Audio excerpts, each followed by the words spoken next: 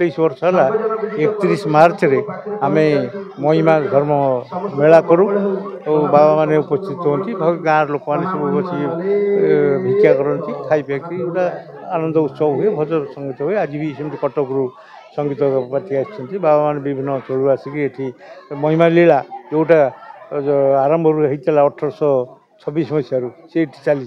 सी गोटा प्रत्येक वर्ष वार्षिक मेला भाव में किसी लोक बेस छोट बड़ कि बेले बड़ बड़ सभा होती भी होती वर्ष आम एमती बाबा हाँ जो पुस्तक उन्मोचन है ये बईटा मुझे विभिन्न समय महिमा धर्म उपर ग्रंथ प्रबंध लिखी विभिन्न सेमिनार रे प्रेजेंट कर लेखा से जो लेखा गुड़ी सब एकाठी संग्रह करके बही आकार छपाई से बहीर ना दिखाई महिमा धर्म साहित्य और दर्शन ये महिमा धर्म दर्शन जोटा विश्वनाथ बाबा आलोचना कर साहित्य जहाँ भीम बही आ बाबा क्षेत्र सेवा वर्णना कर विषय आलोचना है। महिमा धर्म दर्शन एवं साहित्य नामक जो ग्रंथटी प्रकाशित है ये ग्रंथ बहुत दिन प्रणयन होता तो कौन सी कारण उन्मोचन हो पारि नथिला प्रकाशित हो पारि नथिला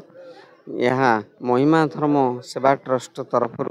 महिमा गादी तरफ प्रकाश होती बहुत बड़ कथा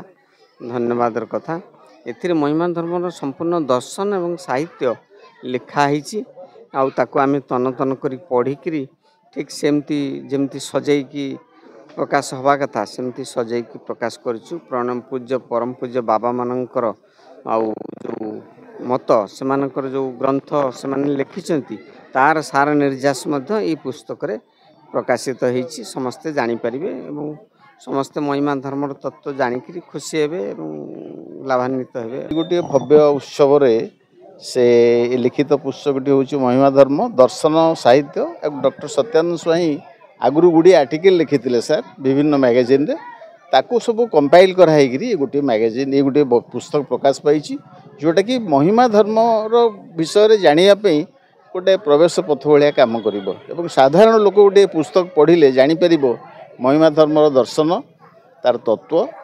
एवं कहीं से धर्म ग्रहण करागला से धर्मर प्रचार एवं प्रसार कहीं कराला एथुरु अनेक सूचना मिल आज गोटे उत्सव ये कराई बाबा मैंने आसछन्ती ए बही उन्मोचित है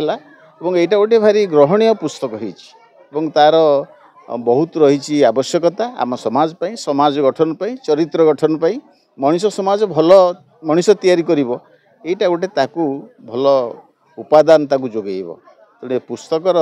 उपादेयता बहुत अधिक रही जो कि आम समस्त आग्रह सहित ये उत्सव को आसचे एवं ये उन्मोचन उत्सव आम सक्रिय अंश ग्रहण कर।